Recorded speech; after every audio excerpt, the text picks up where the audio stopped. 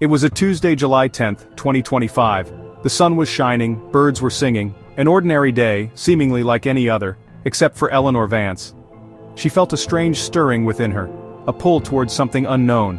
At 82, with a spirit younger than her years, Eleanor decided to finally clear out her attic, a task she had put off for far too long, a place thick with dust, undisturbed for decades, a repository of forgotten memories, secrets whispered and then silenced by time. Among the clutter, hidden behind a loose brick near the chimney, she found a small, rusted metal box, locked and surprisingly heavy for its size. Curiosity, a powerful force even at her age, overcame her. She had to know what was inside. And after some effort, a struggle against the stubborn rust, she forced it open. The lock snapped with a mournful groan. Inside, she found no treasure of gold or jewels, just a few items, seemingly innocuous, that chilled her to the bone with a sudden, inexplicable dread. The air in her house felt suddenly cold, a stark and unsettling drop in temperature, as if she'd disturbed something ancient, something powerful, something meant to stay hidden and forgotten in the shadows. Eleanor stared at the box, her heart pounding in her chest. Realizing with a growing sense of unease, she'd uncovered a story locked away for decades, a secret that time had tried to bury. The silence of her house now felt watchful, pregnant with unspoken words and long-forgotten grievances. The past was no longer content to stay buried, it was clawing its way back into the present. The first thing Eleanor saw, nestled within the aged wood and faded velvet lining, was a black and white photo, its edges softened with time and handling. It depicted a young girl named Lily, her eyes holding a sadness that seemed to transcend the years captured in the image. Beneath it lay a diary, its leather cover cracked and worn with pages torn out, leaving jagged edges like silent screams. Only a final entry remained, scrawled in faded ink. "He said it's our secret," a chilling whisper from the past. The last item, a child's red scarf, a vibrant splash of color against the muted tones of the box, stained dark brown, made Eleanor's hands tremble, a cold dread creeping up her spine. This wasn't a keepsake box filled with cherished memories, it was evidence carefully preserved waiting to be unearthed. Fear settled in Eleanor's stomach, a knot tightening with each passing second, as she realized her home felt more like a crime scene, a stage for a tragedy long past. Who was Lily? What secrets did she hold? Who was he? And what was the secret they shared? Shaken to her core, Eleanor called the police, her fingers fumbling with the receiver, her voice edged with terror, barely a whisper against the rising tide of dread. As she waited, the silence of the old house pressing in on her, she understood. She'd opened a Pandora's box, unleashing a torrent of long-buried truths. She had become the unwilling guardian for a forgotten soul, a voice for the voiceless. The ghosts of the Abernathy house were awake, and they were ready to tell their story. Detective Miles Corrigan arrived at the seemingly ordinary suburban house, a sense of unease washing over him. He immediately recognized the name Lily Abernathy, a name that echoed through the precinct. It was a name attached to a decades-old cold case, a file gathering dust in the archives. Lily had vanished without a trace from this very house, a quaint home now draped in an unsettling history. It happened on Halloween night, 1978, a night of costumes and candy turned into a nightmare. Her disappearance cast a long, dark shadow, haunting the small town and its residents ever since. But now, new evidence had surfaced, forcing police to reopen the long-dormant case, breathing life into old wounds. This time the investigation was different, focusing intently on the Abernathy family and their secrets. Crucially, DNA extracted from the scarf found near the house matched Lily's, a breakthrough that sent shivers down everyone's spines. This confirmation delivered the worst possible news, solidifying the grim reality of the situation.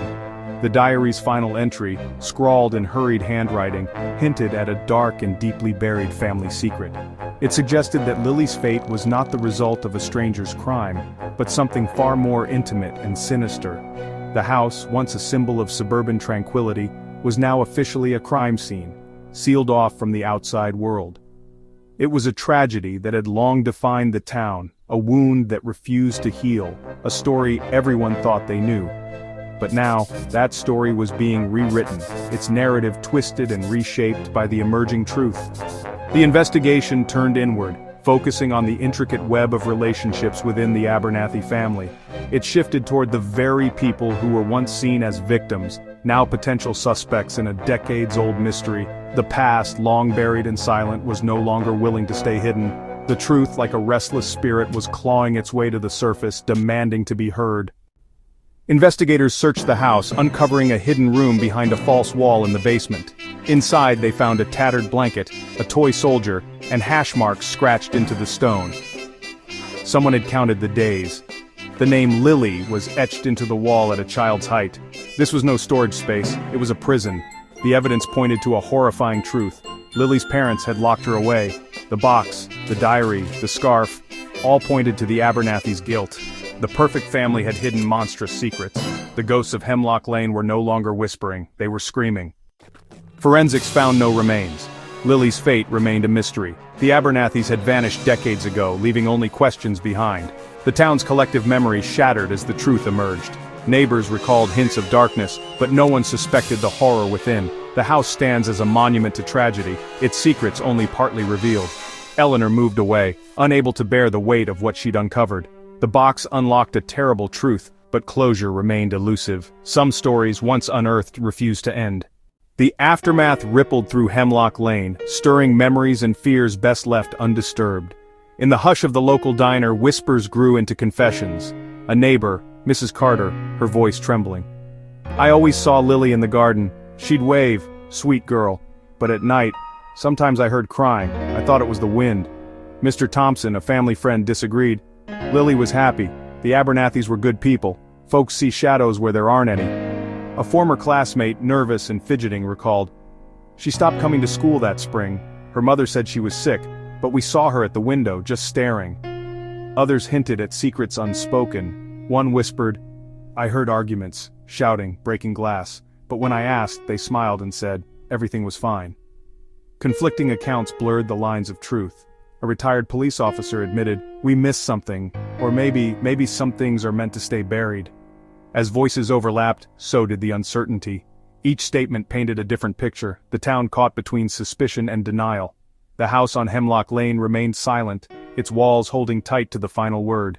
Inside the cold, fluorescent-lit room of the Hemlock Lane Police Department, the truth was put to the test. Recorders clicked on, eyes darted between officers and suspects. The transcripts, later released, revealed more than just words. They exposed fractures in the story. Sound of a tape recorder starting. "Detective Warren, Mrs. Abernathy, can you explain where you were the night of April 12th? Mrs. Abernathy, voice shaky. "I was home, with Lily. She went to bed early. I was reading in the living room." Detective Warren.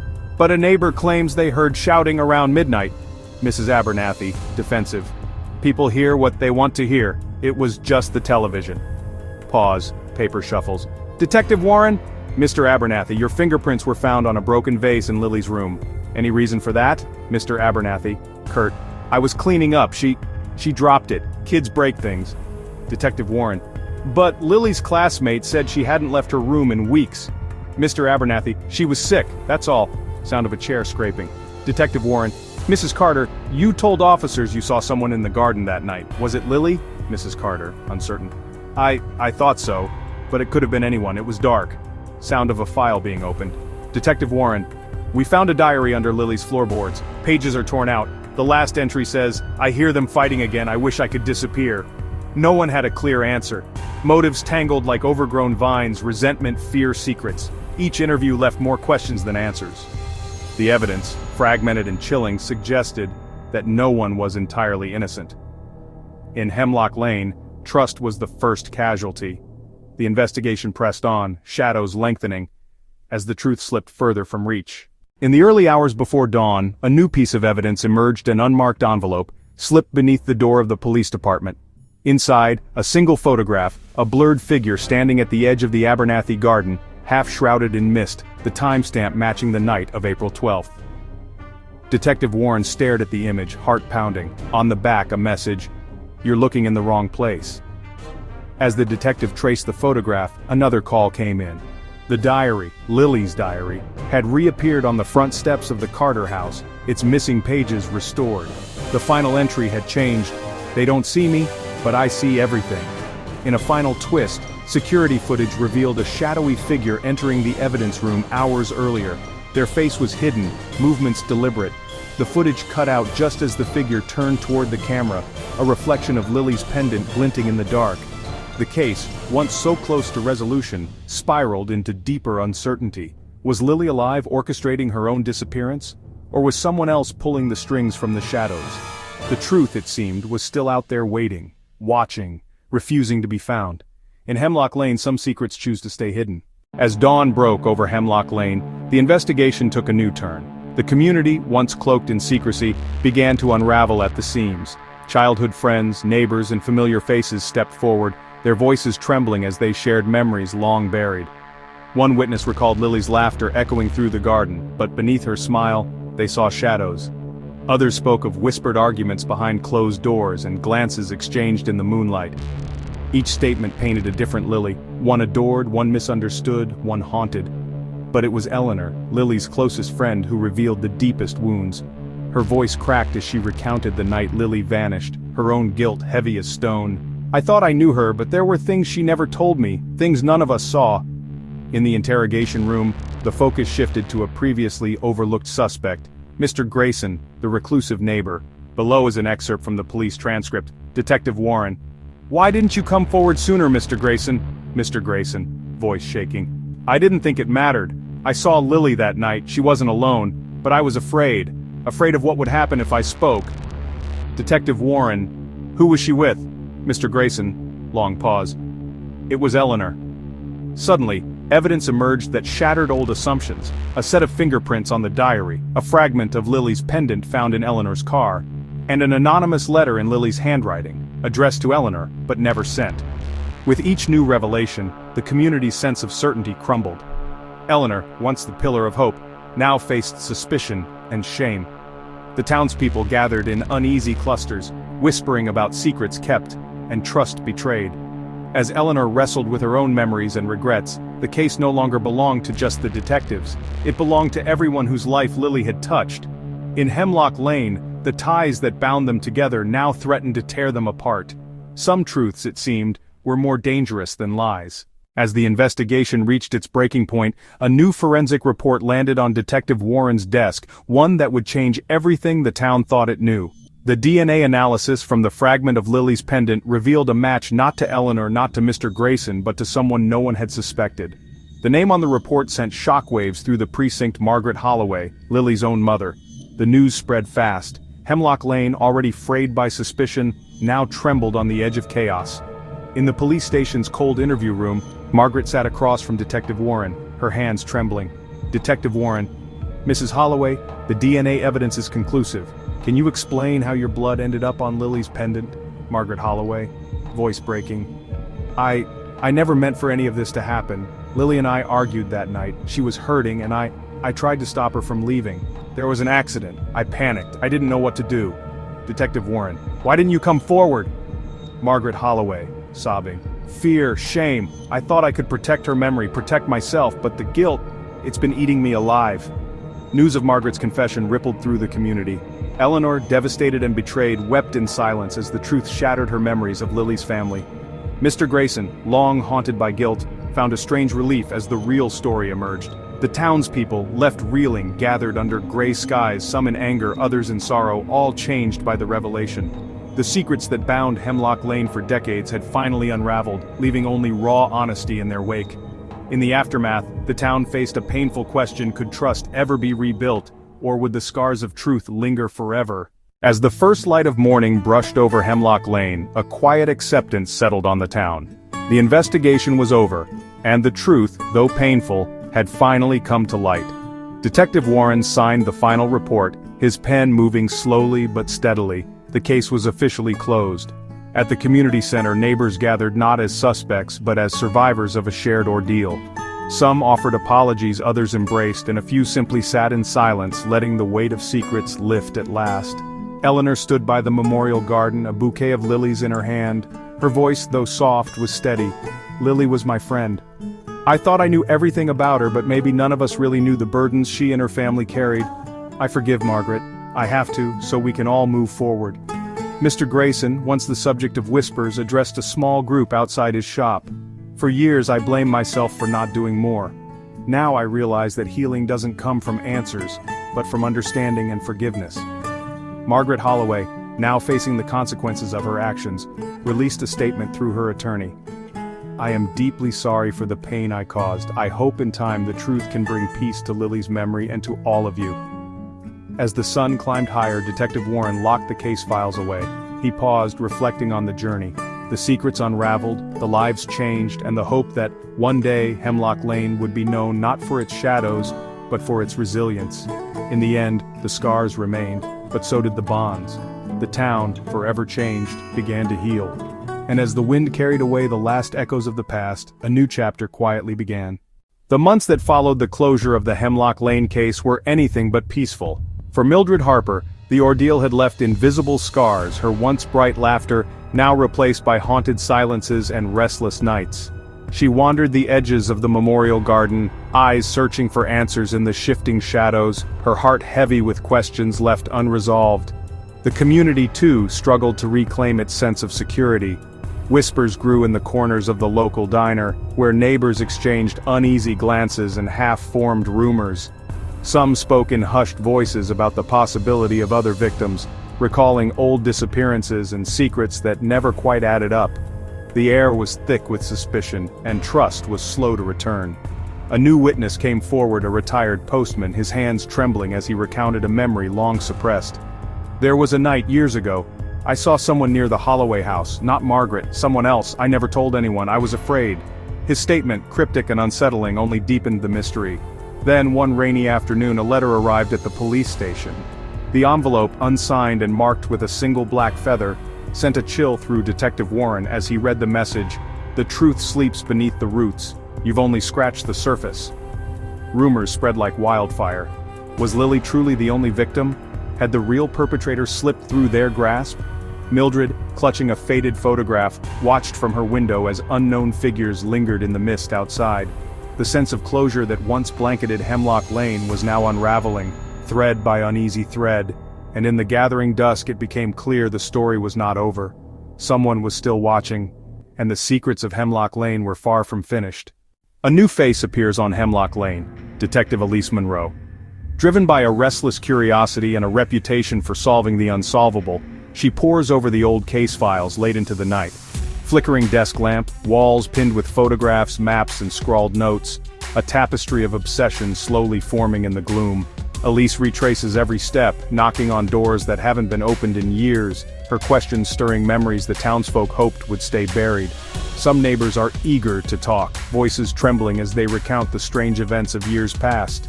Others shut their doors, eyes darting with secrets yet untold. One evening, as rain patters against her windshield, Elise finds herself at the crumbling Thomas residence. In the attic, behind a loose floorboard, she uncovers a dust-caked journal marked with the name Linda Thomas.